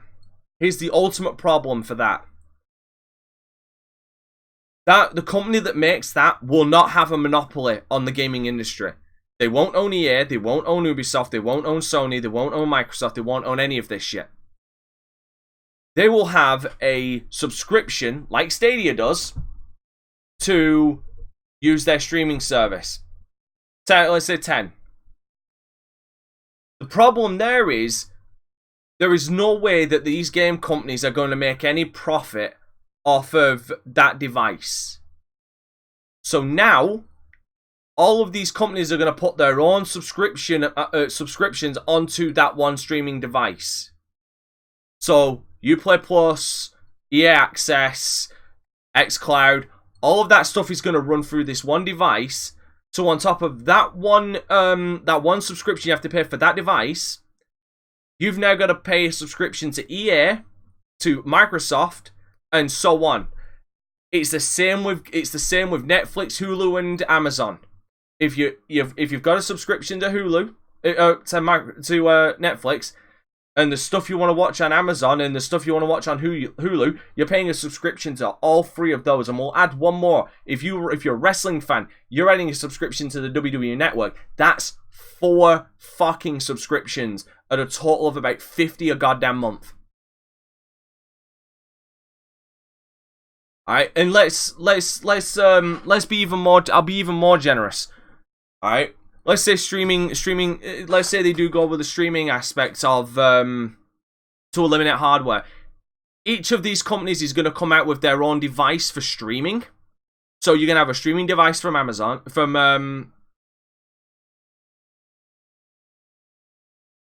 let's say, let's say you take Sony's going to bring out their own streaming device. Microsoft's going to do it. Nintendo's going to do it.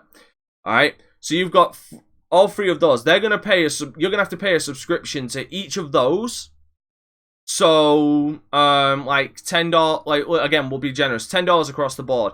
So if you want to, but they're all going to be exclusive. So if there's games on Sony you want to play, you're going to have to buy that device and then pay a monthly subscription to them. And if there's games on Nintendo you want to buy, you're going to have to buy their device and have to pay a subscription to them. With Microsoft, it seems like they're trying to sort the PC and kind of join the PC and Xbox market together, because their stuff is releasing on Xbox and PC. So we'll turn around and say maybe they forego the PC market, maybe. And you know what? No, I won't even say that. But they're going to bring the streaming service to most likely PC and Xbox. So you're going to have to pay another $10 to them. Okay? Here's the thing. What deal are they going to be able to strike with all of these publishers to bring their games to their streaming services that those publishers are going to be able to make profit off of? So then there's going to be additional costs. So it's either going to be an additional subscription to like EA Access or Uplay, or you're going to have to buy those games outright like Stadia. Because like I said, with Stadia, you've got to pay that $10 a month, but you've also got to buy full price for the brand new games that come out.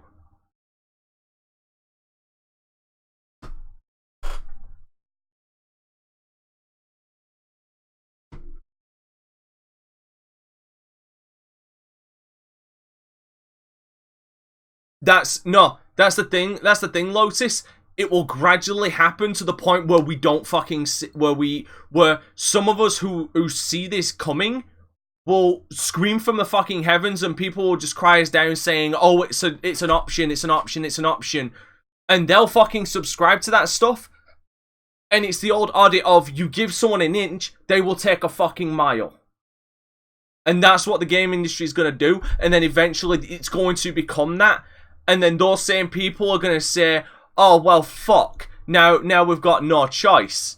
And then it's like, and then people like me and some others will be like, "We have been fucking telling you this shit from the very goddamn beginning." And then the gaming industry's fucked. And the only way we'll be able to, and then we'll have to conform to the fucking subscription model. But that's unless there is a giant sudden buyout, a monopoly, like Google buys out the entire fucking game industry, there is no way that there is not going to be additional cost to streaming services, because all of these publishers will want to get money. Not only on top of that, if this bill in the US does not go through that bans loot boxes, you can guarantee there is going to be more loot boxes and more microtransactions inside of fucking games. Even in AAA single player games. That's the only fucking way I can turn around and say, that's the only way I will I can see there being no additional charges for all of these games from different publishers being on streaming platforms, is that they fucking blow loot boxes and microtransactions out of the ass into single player games and shit like that. Like it becomes even more cancerous than it is.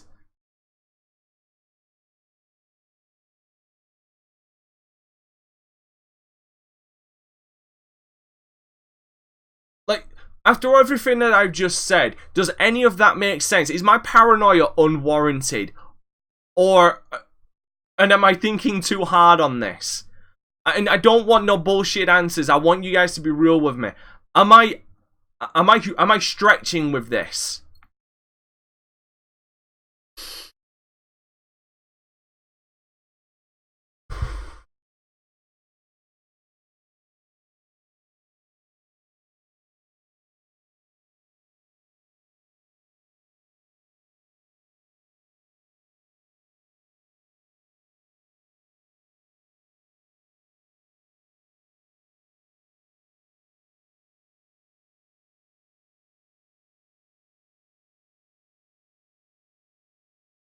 Someone once said it's not paranoia if they are really after you.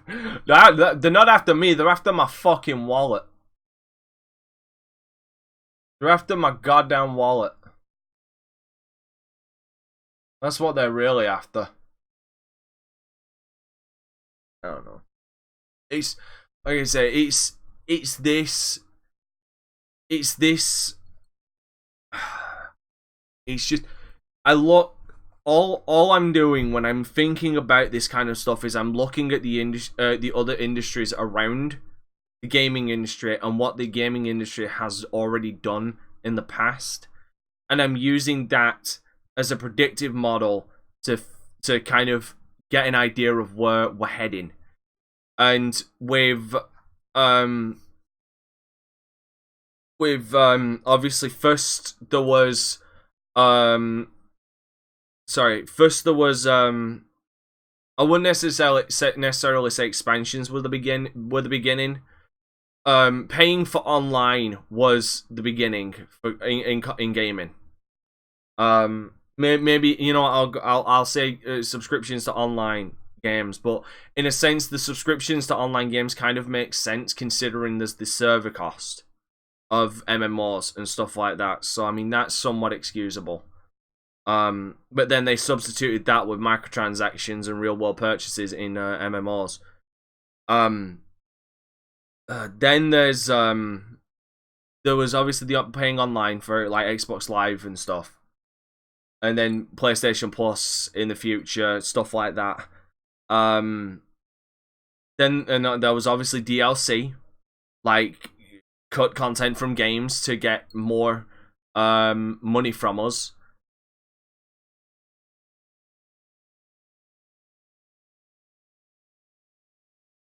Then there was microtransactions, then there's loot boxes. And now obviously they're seeing the success of stuff like Netflix. But the problem is, Greg, here's the problem with that. With Netflix, the thing is, yeah, oh yeah, and then re-editions like fucking Street Fighter 2, Street Fighter 2 Turbo and shit like that. But no, here's the thing, Greg, with Netflix, if it's just Netflix, then again, it comes down to a case of, and this is a personal thing, this isn't something that is universal to all people. This is purely a personal thing. I don't like the Netflix subscription because I prefer to own my shit. I prefer to have, whether it's, even if it's digital, which the gaming industry has been going towards digital for absolutely ages. And hell, things going digital is another goddamn example of it, because the fucking prices that they keep them at. Like, the pre-owned games are cheap. Are cheaper than go down in price faster than what they do in digital.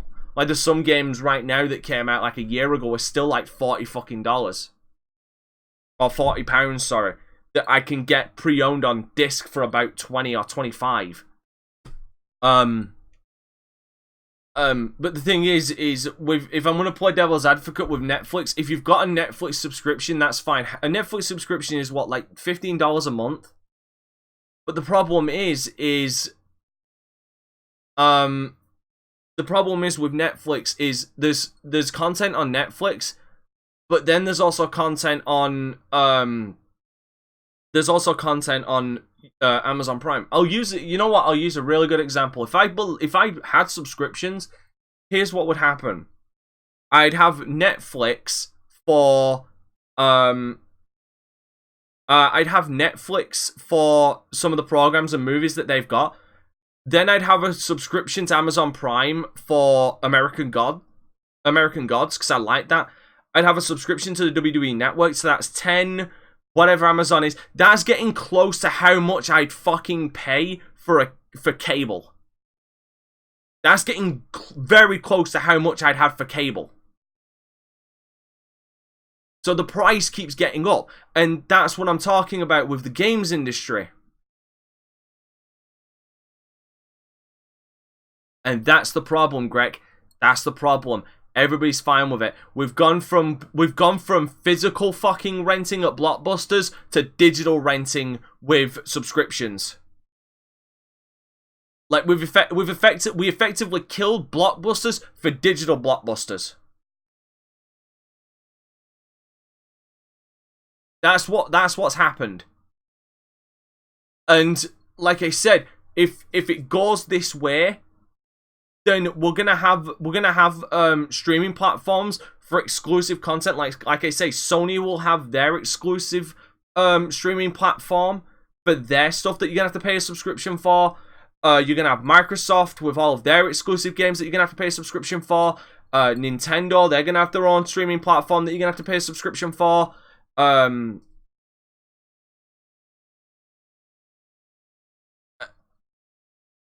Like I said, you got Uplay. You've got Uplay Plus now, that I guarantee you will eventually become a fucking streaming service that you're gonna have to pay extra. You're gonna have to pay for, on top of all the fucking costs for the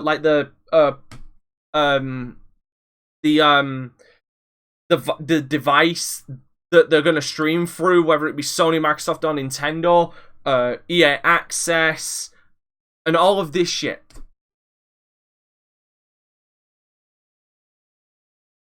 Like, that is my greatest fear, that this is all what it's gonna go down to.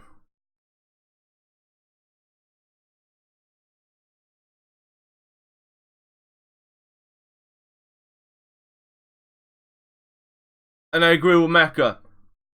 A vast majority took the lazier route, and now it's biting us in the ass. Yeah, Mecca, you missed my you missed my freak out when Uplay announced their subscription service.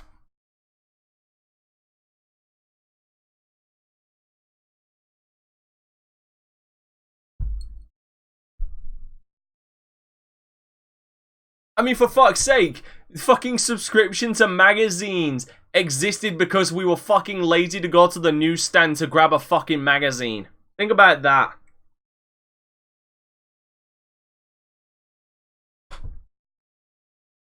Think about that. Dude, the worst thing is Mecca, the worst thing is Uplay started strong, because I'll admit, Watch Dogs Legion actually very interested me. Very much interested me. And then it turned into a fucking Saw movie, and it was just murder.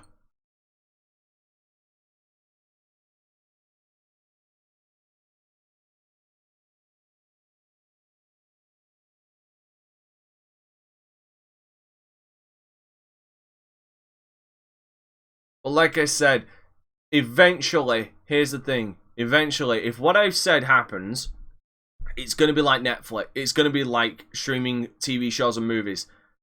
You're going to be paying for all these subscriptions, and you're going to be paying either equal or more than what it would cost to get cable.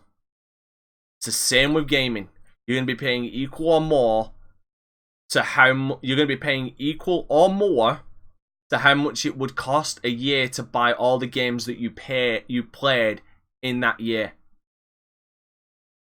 I'll take, you know what? I'll actually be more generous.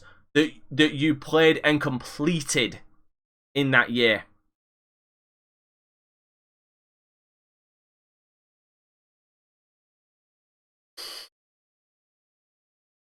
And that's not even taking in the internet aspect.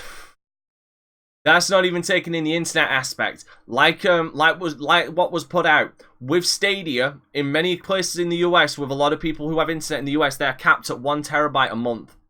You can only play 65 hours of gameplay on Stadia at 4K 60 at its max, which is 35 megabits per second.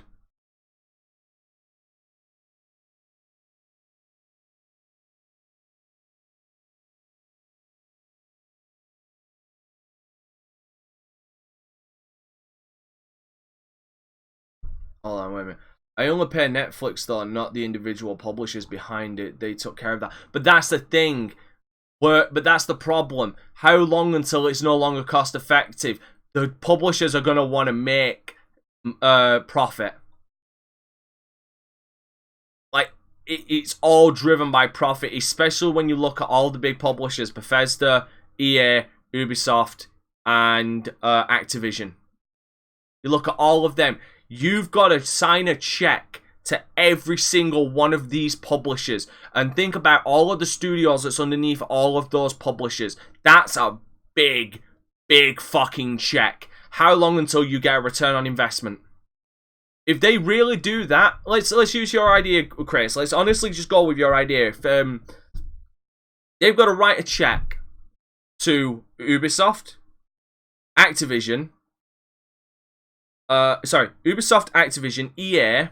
They've got to write checks to all of these publishers to get their games on their streaming service. If they're gonna go with a singular service, and they're not gonna have like Uplay Plus or anything like that. How long until? Because that's got to be like a yearly renewal, or in the multi-millions, possibly in the billion contracts. Think about that. How long until they get a return in investment on that?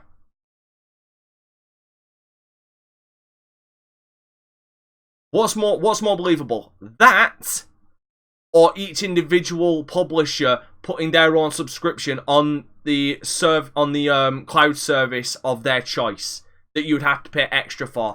And again, like I said earlier, if Sony bring out their own streaming service platform, Microsoft does, Nintendo does, and they put, and Uplay, and all of that, all these publishers put their games on with an additional subscription service, how long until that cost starts building up to the point where you will start outpaying more than what you would have paid for the games you played and completed on that service? Like I said, maybe my own argument is falling apart. But this is this scares me. This is a possible outcome that I see that scares the ever-loving crap out of me.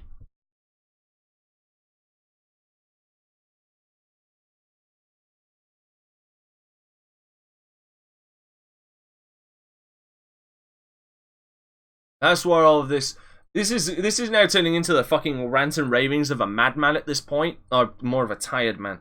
But that's where all of this shit starts really scaring me, because even now, think about this. Even now, if you're on console, rave party. Think about this. Even now on console, it's optional. Let's say we'll use the argument. It's optional. Okay. If you're on console, you've got to buy a gold membership to play online. We'll use Xbox as an example. You got to pay a gold membership to play online. Then you want to get Uplay Plus to play the games early. Then you got EA Access to play games early. How long until Activision brings out Battle.net Plus or the Battle server or Battle service or whatever? That's another subscription. Again, all of this is optional, and you want to pay for all of them. How long until you start outweighing the cost? And maybe there's still even a fucking price. You've still probably got to pay some towards the game anyway, because like with Xbox Game Pass, you get a percentage off, and that's their first party stuff. You get a percentage off, but you're still paying for the game.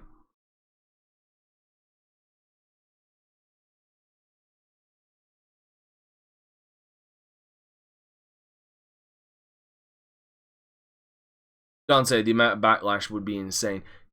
Yeah, that's what you would think. But the problem is we live in a backlash culture where everything is, where a lot of people will say, oh, it's blown out of proportion or some shit like that. Because you got to remember, Lotus, you got to remember, gamers like us, we're toxic. We shouldn't be listened to. We're the vocal minority. We shouldn't be listened to. We're toxic. We're the worst. We're the scum of the gaming industry. It's the casual audience that they care about, because they're the people they can milk the most out of.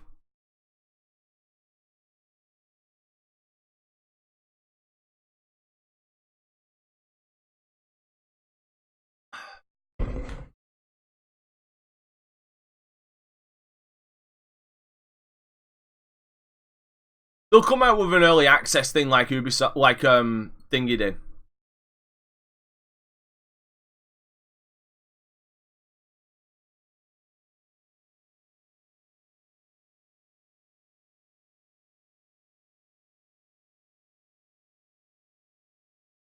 Like I say, Rant and Ravens of a fucking tired madman at this point, I'm guessing, but this is the future that I worry about. This is the future I worry about. Like people turn around and say when's the next video game crash going to happen, or if it's already happened. I'll tell you now, if what I've said comes to fruition, that's your video game crash. That's your video game crash right there. That's when everything returns to zero.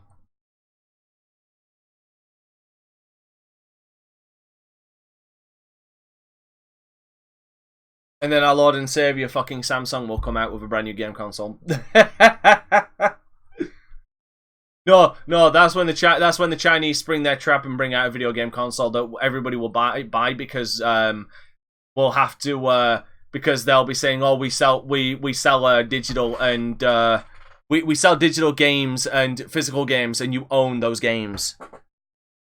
And that's what's gonna happen. That's how the Chinese are finally gonna win. All of us better start addressing each other as comrade at that point. Oh Jesus! Now I'm just walking around my room because I don't know what the fuck else to say. When the crash happens, everybody will flood the comment section saying you are right. You know what? If I'm glad that this is on YouTube, because I'll be honest, I don't know. Because on it, comrade, yeah, yep. I mean, here's the thing. God fucking forbid, touch wood. If for some reason I ever stop fucking doing this, and I hope I don't, because I do fucking enjoy doing this, and I do enjoy talking to you crazy bastards. I will always make sure that this channel stays up and that this conversation is archived, so that if this actually does fucking happen, it can be pointed back to and said this crazy fucking long-haired hippie fucking John Lennon looking Brit fucking called it. And nobody goddamn listened. Except his crazy fucking cult that listens, that hang on to his near every word.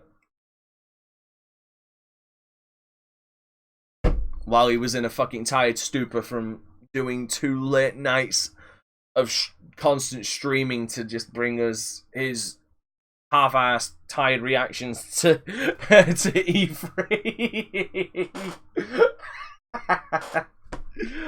Oh shit.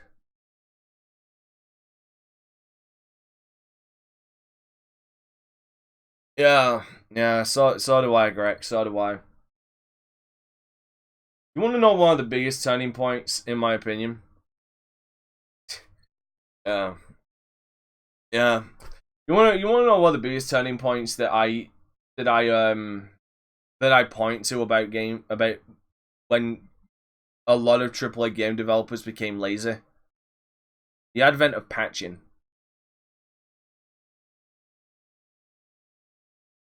Like when patching came out, and Fallout 76 is like the biggest modern example of it. We'll put it out and fix it later. That's what happened there.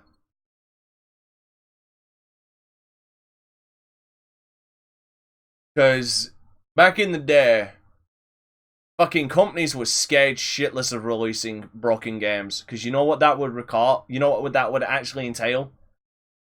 Either a recall. Hold on, Lotus. I'm going to end it now in a second. So just stay behind. You can catch the end when I say my outro and shit. Because I'm still going to be doing the thingy one later. A lot of game developers and shit were scared shitless of releasing broken games because it would require a recall, but also a reprint of games, which was extra cost to publishers. Patching pretty much just fucking killed that. So, you know, kind of the advent of fucking laziness.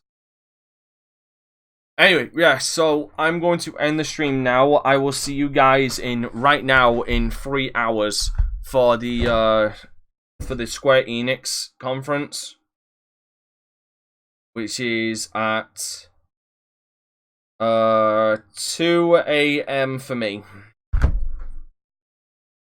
Yeah, the Square Enix the next conference is in 3 goddamn hours. So yeah, thanks you guys for watching and listening to me rant and fucking rave. And yeah, so I hope to see you guys for the Square Enix conference. If you can't make it, don't worry about it because these videos will be up anyway. So yeah, thanks for watching, guys.